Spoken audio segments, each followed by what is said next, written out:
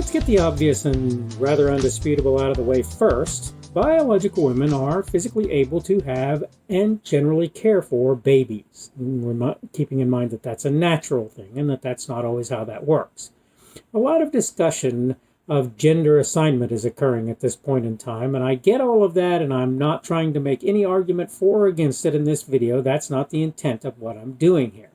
So I'm not going to discuss it. We're not going to get into that here. We're going to talk today about the subject of the fair sex. Hello and welcome to the Daily Summation from Kurt's Religion and Politics. I'm your host. I'm Kurt. Today is Tuesday, the 22nd of December of 2020. Happy to have everybody coming on Rumble, on the podcast, and on YouTube. If you're watching me on Rumble or YouTube, thank you. If you're listening to me on the podcast, thank you equally.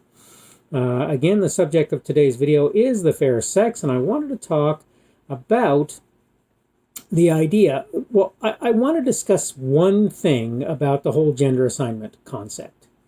Regardless even whether or not most people, whether females or otherwise, believe in the idea of gender being, or sex, more correctly in my opinion, biological sex, being assigned at birth, a thing with which, by the way, I should tell you, I don't agree. I get that people say that they do. That's fine, I guess, if you want to believe that, but I don't. I believe that if you talk about the assignment, it's because people look at the physical attributes of the individual in question and say this person has the components to be a female and this one has the components to be a male. And that's the entire decision that's made at that point as far as I'm concerned. Nobody's saying that if you decide that you want to try and be a female when you have the physical attributes as of a male, that you can't try to do that. I will say that in my opinion you can't. It's not possible for you to do that, but I don't want to sidetrack the general discussion of today. And here's the general discussion as far as I'm concerned. Look, I'm a male, and you can pretty much be assured that I have no earthly idea how difficult it is to be a female and to bear children. You can pretty much be assured that that's the case. I almost guarantee that that's the case. Okay? Here's what's important to consider and remember, though. Without biological females, humanity is doomed to fail. Just like without biological males. Because we have to be able to procreate. We have to be able to produce offspring in order to continue to survive as a species. As the human species. We're not a race, we're a species. I've been through all of that before, and I'm not going to go through it all again today. I'm not saying that a single parent or two adults of the same biological sex can't raise a child, or more than one child. I'm simply saying that based on current statistics, it's definitely advantageous for a child to have their biological parents both in place and both active in the raising of those children. Now, obviously, there are instances where that's not helpful and not useful. All right, and at some point, all of that may change. But here's the point. Here's what I'm trying to get across. For most women, I would say the answer is probably, if not 95%, it's because it's higher. For most women, they consider themselves, biological females consider themselves women. Some portion, 75%, 55%, I don't know. I couldn't tell you for sure what that looks like, but I would, if I had to guess, I would say 65, 55% envision themselves at some point in their life as a parent. And particularly they envision themselves as a mother. I would say that the ones who are parents or become parents or are set to become parents, however you want to look at that, envision themselves as a mother. Some large percentage, 85, 90% or more, right? Consider themselves a mother if they're a female parent. And so I think it's fair for me to talk about the idea of ladies being mothers. And I think it's important also to talk about the idea of the importance of that mother figure in the life of many, many, many children. I don't care if you consider yourself gay. I don't care if you consider yourself transgender. The chances are pretty good that you had a mother.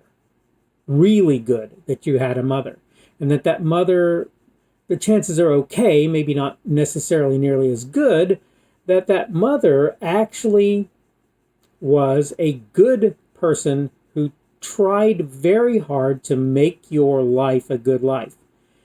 And I don't think it's unfair to say that ladies have to take on, barring certain exceptions, the greater role in the bringing up of babies into at least toddler and more likely almost teenage years. I'll say that's true. Now, in my case, I think I probably did as much of that as any woman that was ever involved past a certain point for sure. And I'll say that with my younger children, I did it in toto. With my son, I was as likely to feed him or change him as anybody. I was as likely to put clothes on him and take care of him. I was as likely to take him to school or whatever. For a lot of the time, there was a period where that wasn't the case, but largely it was. It has been. And he's moderately autistic, so that means he's a bit more of a challenge. But he's also a male, and that means that's sort of something that I think should be sort of expected as my role as a father. But my point is to say this. I can think of no more honorable, no more reasonable, no more proper role for a lady than to take care of her children. Now, am I saying that's not equally true for a father? No, actually, I think parenting is probably the most critical, most important, most necessary thing that any adult can ever do. I just want to make sure that I point out that for the biological ladies out there who are taking care of children, you are not just important, you are essential. You're essential. That child, whether it's a male or a female, needs you. And when a child has a parent, a mom who dies or who isn't involved in the taking care of that children, I consider it to be the poorer for the child. Now, the dad, if the dad is taking care of the kid, can do things to make it so that it's less of a strain and less of a problem. But the reality is that the mom is a mother is an important role that cannot be over emphasized. It's important. It's necessary to the raising, particularly of a daughter. When it comes to sons, it comes time for dad to not take over per se, but there comes a point where dad has to start taking on certain roles most of the time that ladies don't tend to do as well. I'm not saying some don't. There are certainly some that do, right? And I'm not saying there are no ladies who do that. But the important thing for me is that ladies deserve, biological females deserve an amount of respect that is not easy to even understand for what they do in the household and in life in general. And I'm not trying to disparage their life as working people or any of that. I'm not trying to say that they don't have any value outside of the home. I'm not trying to say that they aren't their own individual, their own person, because all of these things are often true as well, okay, as what they do while they're doing the things that they're doing inside the home. But what I am saying is they are absolutely critical to family, and when they're not there, there's a lot greater chance that there will be dysfunction as a result of that fact. And I wanted to say right here and right now, you ladies, you biological females who are taking care of your children, who are taking care of husbands or boyfriends or whatever, and I'm not saying that you do that and that they don't do likewise and that they're not involved in the process of taking care of things as well, but you are awesome. You are important. You are essential, and for men to do without you, they're at a distinct disadvantage. And any bonehead, myself included, yes, I include myself in that group, must understand that this is the case. All right, it's getting time for me to wrap up. I hope that you're having a good day. Today being Tuesday, so we're getting on towards the middle of the week. Keeping in mind that this is Christmas week, so most people have Thursday and Friday off. So really tomorrow will be most people's, quote, Friday for this week. It's not that way. Well, it is that way for me, actually, even though I even though I have to take the days off without pay. That's life. I can live with it. But I just wanted to say yet again, thank you, you biological females who are acting as mothers and otherwise caregivers to various people, even if they're not the one who's doing the majority of the work in many instances. Thank you for what you're doing.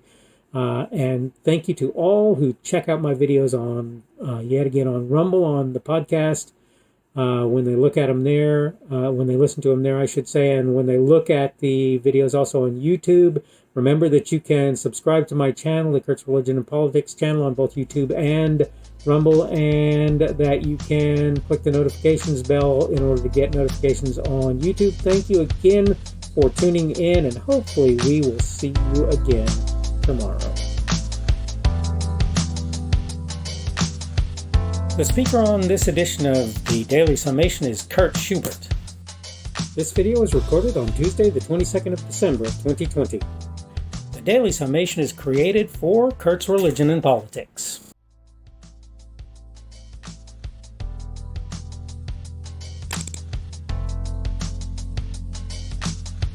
Thanks for watching this edition of the Daily Summation from Kurt's Religion and Politics. I hope you found it entertaining or instructional, or maybe both. If you want to see more from me, you can go to blogs.kpschubert.com. That's blogs.kpschubert.com. I am on Twitter, Parler, and Minds.com. My handle on each of those is @kpschubert. That's @kpschubert. I have a Rumble and a YouTube channel. They are the Kurt's Religion and Politics channels on Rumble and YouTube. I have a Facebook page. The Facebook page is Kurt's Religion and Politics as well. I am on Patreon. If you want to support me, that's one of the better places you can do that. And you will find me at Kurt's Religion and Politics on Patreon. I have a podcast. The podcast is podcasts with an S, .kpschubert.com. That's podcasts.kpschubert.com. I think you should be able to find me with relative ease on Apple Podcasts, Google Podcasts, and Spotify as well. The best way I find to do that is to look for Kurt's Religion and Politics. You can try to use the Daily Summation. I find that it doesn't work as well as a general rule, but you can always try that. I'm glad to have you aboard today, and hopefully we will see you again tomorrow.